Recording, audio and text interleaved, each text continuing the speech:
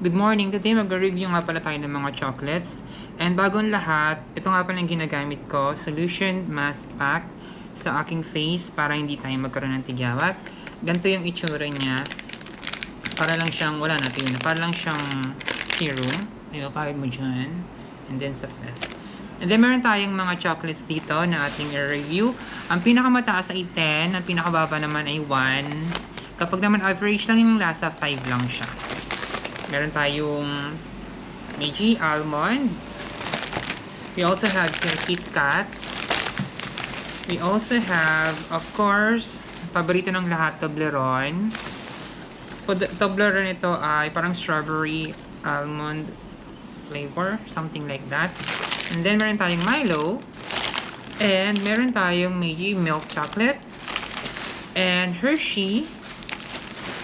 And Kit Kat. Ito nga pala yung mga favorite ko na tsokolate. Nasaan na? Wala na. Na tsokolate. And then, iti-taste natin. Una muna itong Hershey. Tingnan natin kung anong lasa nito ha. Basta, ang pinakamataas ay 10, pinakababa ay 1, 5 naman yung average lang. Hindi nga pala siya sponsor. Okay, kung anong lasa nito.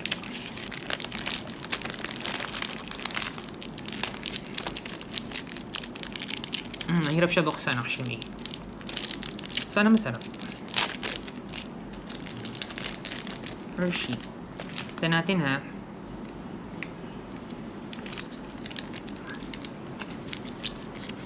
Ito sa Hershey na to.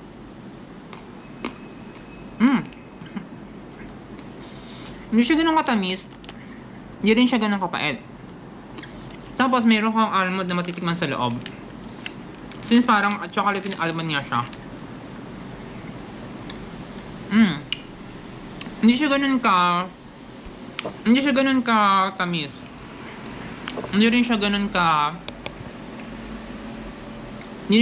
ka kapait. Siguro ang grade natin dito sa Hershey na to is siguro 7 out of 10. 7 out of 10. Okay.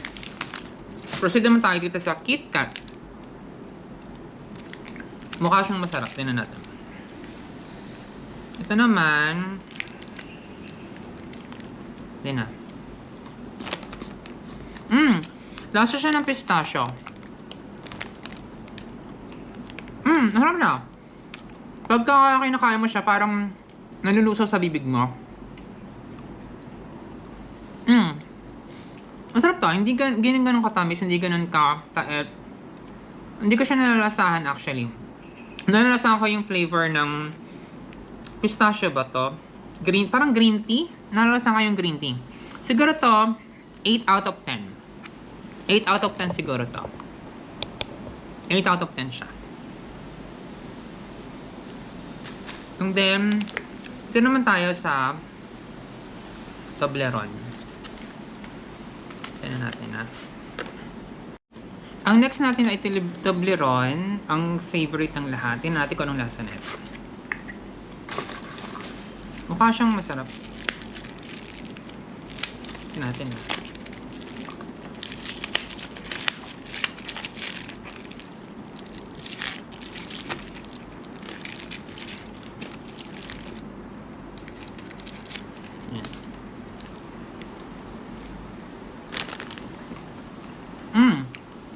Ito naman, matamis siya na parang may milk akong nalalasahan.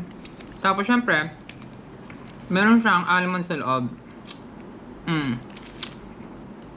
Hindi rin siya ganun katamis. Hindi rin siya ganun kapait. So feeling ko ito, siguro to 9 out of 10. Itong Toblerone na to, 9 out of 10. Ito naman, proceed tayo sa Meiji Chocolate. At kung anong lasa na to.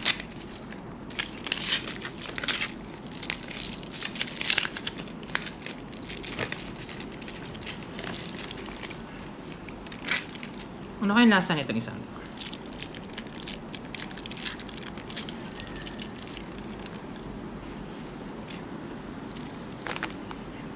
Ito, pag kinain mo siya parang wala kang malalasahan kundi talaga tsokolate. Wala masyadong sa flavor eh. Pero masarap. Masarap siya. 9 out of 10 din siya for me. Masarap na. Milo. Ay! Natapon. Ayan. Ito. Ito parang siyang Milo na tinimpla. Ang lasa niya. Ganon. At pag ginagat mo, parang nalilusaw sa loob ng bibig mo. Masarap to.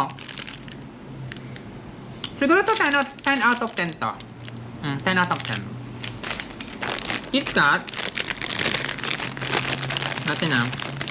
Ito kaya, ano kaya lasa niya ito?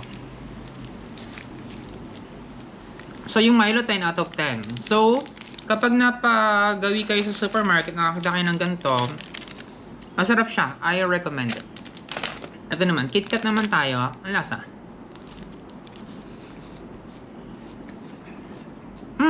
Ito, average lang. Parang, okay lang. Siguro ito 6 out of 10. 6 lang siya for me. Ito ang KitKat. 6 lang. Itong last, itong almond. Tikman natin ah.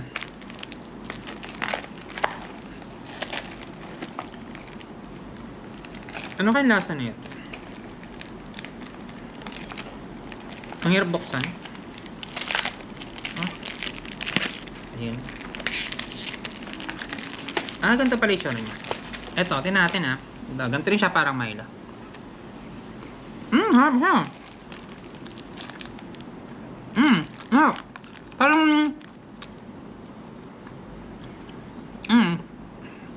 hindi siya parang mapait siya actually. Ang lasa niya, bitter.